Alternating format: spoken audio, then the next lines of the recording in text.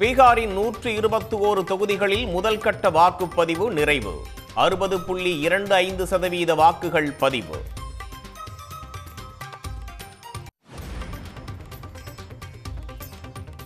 தங்கம் விலை சவரனுக்கு மேலும் 560 ரூபாய் அதிகரிப்பு.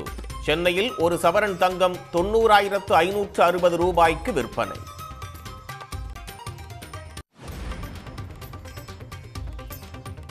தமிழ்நாட்டில் ரோடு ஷோவை ஒழுங்குபடுத்துவதற்கான வரைவு வழிகாட்டு நெறிமுறைகள் வெளியீடு. காப்புத்தொகை நிகழ்ச்சி ஏற்பாட்டாளர்களே தடுப்புகள் அமைக்க வேண்டும் என்பது உள்ளிட்ட கட்டுப்பாடுகள்.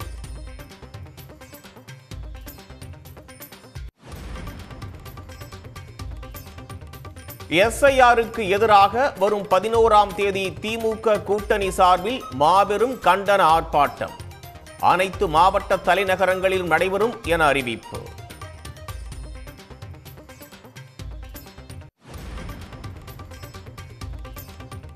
ரகசிய ஆவணங்களை கோடநாட்டில் பழனிசாமி ஆள் வைத்து தேடியதாக டிடிவி தினகரன் குற்றச்சாட்டு.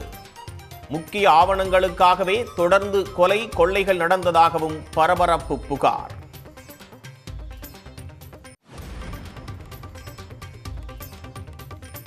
எஸ்ஐஆர் பணிகளில் குளறுபடிகள் நடைபெறுவதாக அதிமுக முன்னாள் அமைச்சர்கள் மாவட்ட ஆட்சியர்களிடம் மனு. எஸ்ஐஆர் என்ற பெயரில் சீர்திருத்தம் செய்கிறீர்களா, சீரழிக்கிறீர்களா என தலைவர்கள் கேள்வி.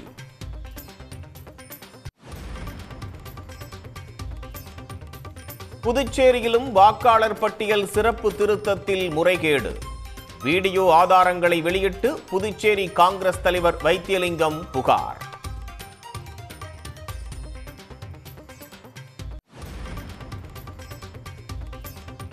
திருவள்ளூர், காஞ்சிபுரம், திருவண்ணாமலை, ராணிப்பேட்டை மாவட்டங்களில் பரவலாக பலத்த மழை. வாலாஜாபாத்தில் 2 மணி நேரத்தில் 4 சென்டிமீட்டர் கொட்டி தீர்த்த கனமழை.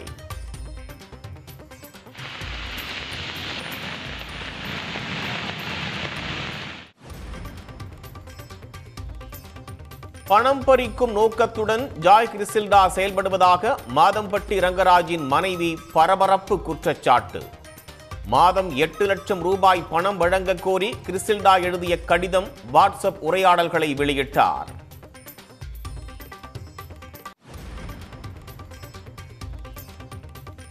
பாடல்களின் உரிமையை தயாரிப்பாளர்களிடம் எப்போதும் வழங்கியது கிடையாது. குட் பேட் அக்லி பட பாடல் வழக்கில் இளையராஜா திட்டவட்டம்.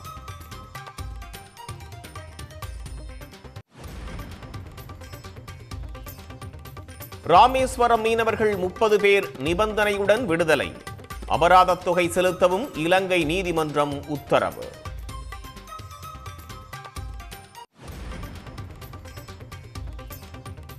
உடல் எடை பற்றிய கேள்வியால் நடிகை கௌரி கிஷன் ஆவேசம். உருவகேலி செய்வதா என செய்தியாளரிடம் வாக்குவாதம்.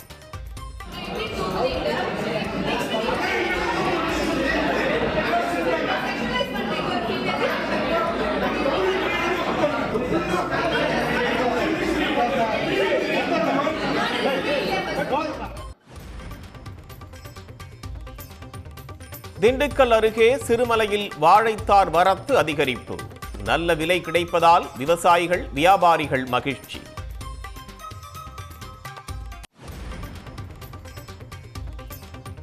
திருப்பதி மாவட்டத்தில் ஏரிக்கரையில் உடைப்பு ஏற்பட்டதால் 500க்கும் மேற்பட்ட வீடுகளை சூழ்ந்த வெள்ள நீர்.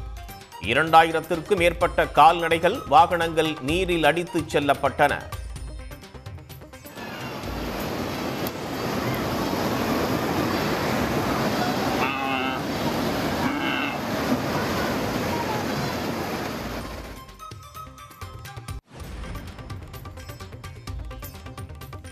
பீகாரில் 2ஆம் கட்ட தேர்தலை முன்னிட்டு பகல்பூரில் பிரதமர் மோடி பரப்புரை.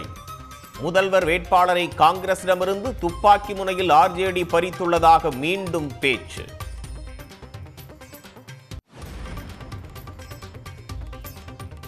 இளைஞர்கள் ரீல்ஸ் பார்ப்பதன் மூலம் அம்பானி, அதானிக்கு பணம் கிடைக்கிறது. பீகார் மாநிலம் பூர்ணியாவில் ராகுல் காந்தி பேச்சு.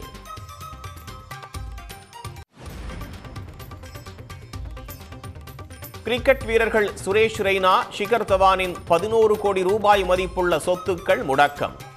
சட்டவிரோத பண பரிமாற்ற தடை சட்டத்தின் கீழ் அமலாக்கத்துறை நடவடிக்கை.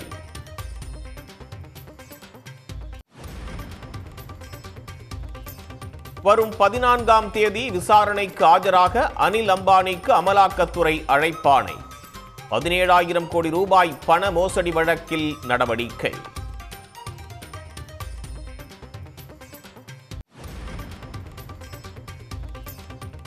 ஹரியானா வாக்காளர் பட்டியலில் தனது புகைப்படம் இடம்பெற்றதை அறிந்து பிரேசில் மாடல் லாரிசா அதிர்ச்சி. என்ன மாதிரியான செயல் இது என்றும் கிண்டலாக கேள்வி. Olha que loucura! Que doideira é essa que mundo nós estamos vivendo? Aí um repórter me chamou, querendo saber sobre esse trem, ligou lá no salão do meu emprego.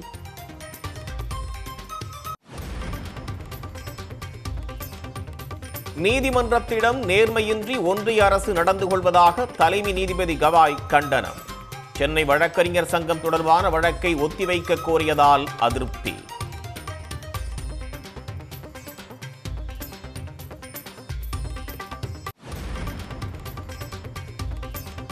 ஆஸ்திரேலியாவுக்கு எதிரான 4வது T20 கிரிக்கெட் போட்டியில் இந்தியா வெற்றி. 119 ரன்களுக்கு அனைத்து விக்கெட்டுகளையும் பறிகொடுத்த ஆஸ்திரேலிய வீரர்கள். பீகாரில் 121 சட்டப்பேரவை தொகுதிகளில் முதல்கட்ட தேர்தலுக்கான வாக்குப்பதிவு விறுவிறுப்பாக நடைபெற்ற நிலையில் துணை முதல்வர் விஜய்குமார் சின்ஹாவின் கார் மீது தாக்குதல் நடத்தப்பட்டதால் பதற்றம் நிலவுகிறது. 243 தொகுதிகளை கொண்ட அம்மாநில சட்டப்பேரவைக்கு 2 கட்டங்களாக தேர்தல் நடைபெறுகிறது. முதல் கட்டமாக 121 தொகுதிகளில் வாக்குப்பதிவு நடைபெற்றது. இதில் மொத்தமுள்ள 3,75,00,000 வாக்காளர்களில் 10,72,200 பேர் புதிய வாக்காளர்கள் ஆவர். அவர்களில் 7,38,000 பேர் 18 மற்றும் 19 வயதிற்கு உட்பட்டவர்கள்.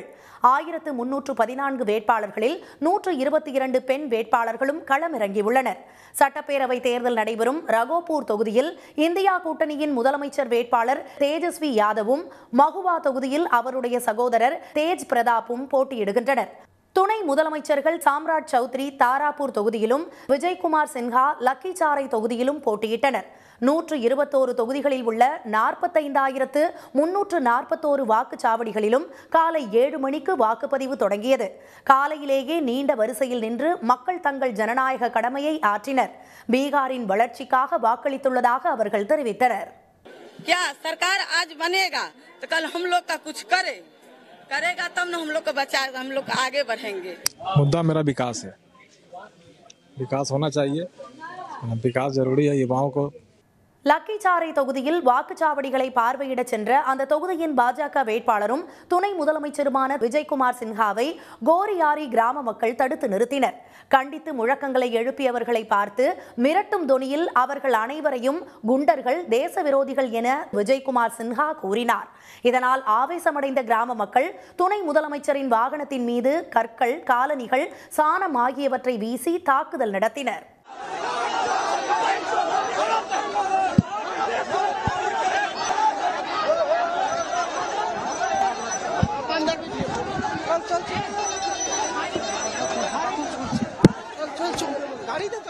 சம்பவ இடத்தில் இருந்த காவல்துறையினரும் அதிரடி படையினரும் மக்களை சமாதானப்படுத்த முயன்றனர். ஆனால் விஜய்குமார் சின்ஹா ஊருக்குள் நுழைய அனுமதிக்க முடியாது என மொத்த கிராமமும் எதிர்ப்பு தெரிவித்ததால் பதற்றம் ஏற்பட்டது. இதையடுத்து அவர் அங்கிருந்து புறப்பட்டு சென்றார். இதற்கிடையே பாதுகாப்பு காரணங்களுக்காக சில வாக்குச்சாவடிகளில் 5 மணிக்கு வாக்குப்பதிவு நிறைவடைந்தது. மற்ற பகுதிகளில் அமைதியாக நடந்த தேர்தல் மாலை 6 மணிக்கு நிறைவடைந்தது. வரிசையில் நின்றவர்களுக்கு டோக்கன் வழங்கப்பட்டு வாக்களிக்க அனுமதிக்கப்பட்டுள்ளனர். தேர்தலையொட்டி பதற்றமான வாக்குச்சாவடிகளில் பலத்த பாதுகாப்பு போடப்பட்டு 1,500 துணை ராணுவத்தினர் குவிக்கப்பட்டுள்ளனர். மாலை 5 மணி நிலவரப்படி 60% வாக்குகள் பதிவாகியுள்ளதாக தேர்தல் ஆணையம் தெரிவித்துள்ளது. தங்களை பற்றி ரகசிய ஆவணங்கள் கோடநாடு பங்களாவில் இருப்பதாக நினைத்து ஆள் வைத்து எடப்பாடி பழனிசாமி தேடியதாக அமமுக பொதுச் செயலாளர் டிடிவி தினகரன் பரபரப்பு பேட்டி அளித்துள்ளார். சென்னையில் செய்தியாளர்களை சந்தித்த அவர் எடப்பாடி பழனிசாமியை வீழ்த்தாமல் ஓயமாட்டேன் என்றும் தெரிவித்தார். கொடநாட்டில் போய் அந்த வாட்ச்மேனை கட்டி வாயெல்லாம் போட்டுட்டு உள்ளார போய் ஜன்னலை உடைச்சி அங்கே ஒன்றும் பணம் காசு இருக்காதுன்னு எல்லாருக்கும் தெரியும். அங்கே போய் என்னத்தை ஃபைலை தேடினாங்கள அது யார்? எம்எல்ஏக்களை பற்றி, கட்சியில் உள்ள மாவட்ட செயலாளர்கள், மந்திரிகளை பற்றிய அம்மா கேட்டிருக்க ரிப்போர்ட்டெல்லாம் போயஸ் கார்டனில் இருக்கும். நான் நிறையா கிழிச்சு போட்டிருக்கேன். நானும் டாக்டர் வெங்கடேஷும் அம்மா ரூமில் இருந்தெல்லாம் கிழிச்சு போட்டோம். ஏன்னா அவர்கள்லாம் அவர்களுடைய வாழ்க்கைக்கே அதை நாங்கள் அது மாதிரி பிளாக்மெயிலர் கிடையாது. நாங்கள் சாட்டையோ சவுக்கோ கிடையாது. புரியுதா உங்களுக்கு? அதெல்லாம் உட்காந்து எங்கள் சித்தி அவர்கள் சொன்னதன் பேரில் அதெல்லாம் படித்து பார்த்து சிரிச்சிட்டு நானும் எனது டாக்டர் வெங்கடேஷும் எல்லாத்தையும் கொளுத்தி போட்டோம். ஏன்னா அது அம்மா அவர்களுக்கு ஃபைலில் வச்சுருந்ததெல்லாம் அக்கா ரூமில் இருக்குப்பா, அதெல்லாம் பாருங்கள், தேவையில்லாதெல்லாம் நீக்கிடுங்கன்னாங்க. அதில் நிறைய பேர் அமைச்சர்களாக எல்லாம் இருந்தவங்க, அவங்களுடைய வண்டவாளங்கள்லாம் அதில் இருந்துச்சு. அதெல்லாம் கிழிச்சு போட்டிருக்கோம். அதுபோல் கொடநாட்டிலையும் இருக்குன்னு யாரோ போய் சொல்லியிருக்கான். எல்லாம் பயமுறுத்தி இருக்காங்க. அவங்க போய் அந்த குறுக்காவை கட்டி போட்டு உள்ளார போய் ஜன்னலை உடைச்சிட்டு உள்ளார போனது. அவர் சொல்கிறார் பழனிசாமி, இவர் என்னமோ வன்மமாக சொல்கிறாரு அண்ணன் செங்கோட்டையன்னு. அதில் எத்தனை பேர் செத்தாங்க? அங்கே உள்ள அந்த ஒரு இவன் இந்த ஆப்ரேட்டர் வந்து சூசைட் பண்ணிக்கிட்டான். அந்த டிரைவர் கனகராஜ் கொல்லப்பட்டார். இன்னொன்று அந்த யாரோ கேரளாவிலேருந்து வந்தாங்களே அவங்க வண்டிகள்லாம் இதெல்லாம் இதுக்கு பெனிஃபிஷியரி யாராக இருக்க முடியும்? அங்கே போய் உள்ளார போய் யார் ஆட்சியில் நடக்குது? அது அந்த சூழ்நிலையை பாருங்கள். எங்கள் சித்தி ஜெயிலில் இருக்காங்க. நானும் 17ஆம் தேதி என்னை கட்சி விட்டு நீக்கியிருக்காங்க. என்னை கட்சி விட்டு நீக்கியதுனால அவர்களுக்கு இன்னும் பயம் அதிகமாகிடுச்சு. இந்த ஃபைலெல்லாம் எடுத்து டிடிவி தினகரன் வெளியில் விட்டுறலாம், ஏன்னா அவர்களுக்கு தெரியும். ஆனால் அந்த முட்டாள்களுக்கு தெரியவில்லை. எல்லாம் போயஸ் கார்டனில் தான் இருந்துச்சு. அதெல்லாம் நாங்கள் அதுக்கு முன்னாடியே கிழிச்சு போட்டோம். எங்களுக்கு அதெல்லாம் வைத்து யாரையும் பயமுத்தணுங்கிற கேவலமான புத்திலாம் எங்களுக்கு கிடையாது. அதில் நான் படித்த எல்லாரை பற்றியும் இருந்துச்சு. எல்லாருடைய லீலா வினோதங்கள் என்னென்ன எல்லாமே இருந்துச்சு. என்றைக்குமே டிடிவி தினகரன் பழனிசாமிக்கு சிம்ம சொப்பனம் தான். அதை ஒன்றி நான் அதில் வச்சுக்கேன். ஏன்னா துரோகத்தை வீழ்த்தாமல் நான் வந்து யார் தடுத்தாலும் ஓய மாட்டேன். பழனிசாமியை நான் வீழ்த்த வேண்டிய அவசியம் இல்லை. அவரே கொல்லிக்கட்டையை எடுத்து தலையை சொரிஞ்சிட்டு வர்றாரு. யாரை கண்டாலும் பயம். அதனால் வந்து எனக்கே வேலை இருக்காது போல இருக்கு. அவரே எல்லா வேலையும் இந்த எலெக்ஷனில். சென்னையின் அடையாளங்களில் ஒன்றாக விளங்கும் 210 ஆண்டு கால பழமையான புனித ஜார்ஜ் கதீட்ரல் தேவாலயம் பழமை மாறாமல் புதுப்பிக்கப்பட்டுள்ளது. சென்னை ஐஐடி குழுவினர் மேற்பார்வையில் நடைபெற்ற புனரமைப்பு பணிகளால் தேவாலயம் புத்துயிர் பெற்றுள்ளது.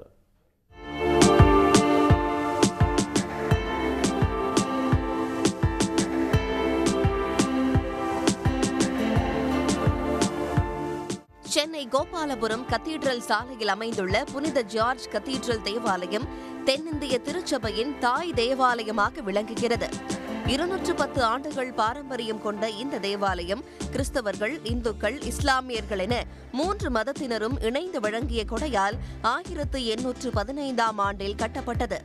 இந்த ஆலய கட்டிட பணிக்கு இந்து மக்கள், இஸ்லாமிய மக்கள், கிறிஸ்தவ மக்கள் எல்லோரும் நன்கொடை கொடுத்தார்கள் என்பதை ரொம்ப அழகாக அவர்கள் பேசும்பொழுதும் அதை சொன்னார். எனவே இது எல்லா மக்களுடைய முயற்சியாலும் இந்த கட்டடம் கட்டப்பட்டு இந்த கட்டிடமானது சீரமைக்கப்பட்டது. சென்னையின் அடையாளங்களுள் ஒன்றாக திகழும் இந்த புனித ஜார்ஜ் கத்தீட்ரல் தேவாலயம் காலப்போக்கில் சுற்றுச்சூழல் மாசுபாடு உள்ளிட்ட காரணங்களால் சேதமடைந்து காணப்பட்டது. இந்நிலையில் தேவாலயத்தை பழமை மாறாமல் புதுப்பிக்கும் பணிகள் கடந்த ஜனவரி மாதம் தொடங்கப்பட்டது. சென்னை ஐஐடி பேராசிரியர்களின் மேற்பார்வையில் நடைபெற்ற புனரமைப்பு பணிகளில் தேவாலயத்தின் 139 அடி உயர கோபுரம் மற்றும் கூரை அமைப்புகள் வலுப்படுத்தப்பட்டன. சுவர்கள் மற்றும் முகப்பு பகுதிகளில் சுண்ணாம்பு பூச்சு பூசப்பட்டு சுவர்களில் இருந்த விரிசல்கள் சரி செய்யப்பட்டன. அதோடு மின்சார வயர்கள் மற்றும் மின் சாதனங்கள் முழுமையாக மாற்றப்பட்டன. மின் விளக்குகள் மாற்றப்பட்டாலும் பழமை மாறாத வகையில் அந்த காலகட்டத்தில் பயன்படுத்தப்பட்டதை போன்ற மின் விளக்குகள் பயன்படுத்தப்பட்டுள்ளன. இந்த ஸ்டாச்சுஸ், இந்த ஸ்டெயின் கிளாஸ் இதெல்லாம் கூட நாங்கள் ரெஸ்டோர் பண்ணிக்கோம். நிறைய உடஞ்சிருந்துச்சு, ஸ்டாச்சுஸில் சில டேமேஜில் இருந்துச்சு, ஸ்டெயின் கிளாஸ் சின்ன சின்னதாக உடஞ்சிருந்துச்சு. எல்லாத்தையும் நாங்கள் திரும்பி ரெஸ்டோர் பண்ணி முந்தி எப்படி இருந்துச்சோ முடிஞ்ச வரைக்கும் ஒரு புதுமையான சர்ச் எப்படி இருக்குமோ அதே மாதிரி நாங்கள் திரும்பி கொண்டு வந்திருக்கோம். பாதுகாக்கப்பட்ட கலைப்பொருட்களான இயேசுவின் ஞானஸ்நானம் உள்ளிட்டவையும் மீட்டெடுக்கப்பட்டன. அதேபோல கத்தீட்ரலின் நியோ கிளாசிக்கல் கட்டிடக்கலையை முன்னிலைப்படுத்தும் வகையில் முகப்பு விளக்குகள் அமைக்கப்பட்டுள்ளன. புனரமைப்பு பணிகளால் புத்துயிர் பெற்றிருக்கும் புனித ஜார்ஜ் கத்தீட்ரல் தேவாலயம் அடுத்த 200 ஆண்டுகளை தாண்டியும் சென்னையின் அடையாளமாக திகழும் என்பதில் சந்தேகமில்லை. சன் செய்திகளுக்காக ஒளிப்பதிவாளர் சுரேஷ்குமாருடன் செய்தியாளர் பாலாஜி. எஸ்ஐஆர் படிவங்களை பெறும் பணியில் அரசியல் கட்சியினரை ஈடுபடுத்தக் கூடாது என்றும் அனைத்து பணிகளையும் தேர்தல் ஆணையமே மேற்கொள்ள வேண்டும் என்று வலியுறுத்தியும் மாவட்ட ஆட்சியர்களிடம் அதிமுகவினர் மனு அளித்துள்ளனர். வாக்காளர் பட்டியல் சிறப்பு தீவிர திருத்தத்தில் பல்வேறு குளறுபடிகள் இருப்பதாக அரசியல் கட்சிகள் தொடர்ந்து குற்றம் சாட்டி வருகின்றன. இதனிடையே தமிழ்நாட்டில் சிறப்பு தீவிர திருத்த பணிகள் தொடங்கி நடைபெற்று வருகின்றன. இந்நிலையில் எஸ்ஐஆர் படிவங்களை மொத்தமாக பெற்று மக்களிடம் கொடுத்து பூர்த்தி செய்து மீண்டும் ஒப்படைக்கும் பணியில் அரசியல் கட்சியினரை ஈடுபடுத்தக்கூடாது என்றும் அனைத்து பணிகளையும் தேர்தல் அலுவலர்களே மேற்கொள்ள வேண்டும் என்றும் வலியுறுத்தி அதிமுக முன்னாள் அமைச்சர்கள் செல்லூர் ராஜு, ஆர்பி உதயகுமார் உள்ளிட்டோர் மதுரை மாவட்ட ஆட்சியர் பிரவீன்குமாரிடம் மனு அளித்தனர். 50 பதிவான வாக்காளர்களை வாங்கி கொடுக்கலாம், எலிமினேஷன் ஃபார்ம் கொடுக்கலாம்ன்றது இருக்கு, கலெக்ட் பண்ணி கொடுக்கலாம்னு இருக்கு இல்லையா. அதில் முறைகேடு நடப்பதற்கு அவங்க வாங்கிட்டு கொடுக்காம விட்டாங்கன்னா என்ன பண்ணுறது, எப்படி தெரியும்? கடைசியில் நான் கொடுத்தேன்னு சொல்லுவாங்க வாக்காளர். இதில் ஏழைப்பட்ட படித்தவங்க மத்தியில் ஒன்றும் செய்ய முடியாது. சாதாரண ஏழை எளிய மக்கள் மத்தியில் தான் இந்த மாதிரி தில்லுமுழுகெல்லாம் செய்ய முடியும். வாக்காளர்களை நீக்காமல் இருக்க ஆவணங்கள் கோருவது ஏற்கத்தக்கதல்ல என்று நாம் தமிழர் கட்சியின் ஒருங்கிணைப்பாளர் சீமான் தெரிவித்துள்ளார். இறந்தவர்களுக்கு வாக்கு இருக்குன்னா தூக்கு, 2 வாக்கு வச்சிருக்கானா அதை நீக்கு, மற்றபடி இருக்கிறத விடு. நீ அந்த வாக்கு சோதிக்க வருவேன், அந்த இடத்துல நான் கொடுக்குற ஆவணத்தில்னா உன் வாக்கு நீக்கப்படும்னா. இதனிடையே பூர்த்தி செய்யப்படும் படிவங்கள் வாக்குச்சாவடி அலுவலர்களால் மட்டுமே திரும்ப பெறப்பட வேண்டும், அரசியல் கட்சி பிரமுகர்கள் மொத்தமாக வழங்க அனுமதிக்க கூடாது என்பதை வலியுறுத்தி ஈரோடு மாவட்ட ஆட்சியரும் தேர்தல் அதிகாரியுமான கந்தசாமியிடம் அதிமுகவினர் மனு அளித்தனர். அதேபோல் எஸ்ஐஆர் பணியில் வாக்குச்சாவடி முகவர்களை பயன்படுத்தக்கூடாது என அதிமுகவினர் திருச்சி மாவட்ட ஆட்சியரிடம் மனு அளித்தனர். பாமக எம்எல்ஏ அருள் மீதான தாக்குதலுக்கு கண்டனம் தெரிவித்துள்ள ராமதாஸ், அன்புமணியின் பேச்சும் செயல்பாடும் அருவருக்கத்தக்க வகையில் உள்ளதாக விமர்சித்துள்ளார். தைலாபுரத்தில் செய்தியாளர்களை சந்தித்த அவர் அன்புமணியின் அரசியலுக்காக தான் செய்த தவறுகளை வேதனையோடு சுட்டிக்காட்டினார்.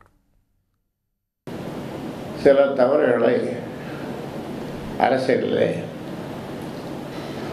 நான் செய்த ஒன்று, அதிலே ஒன்றுதான்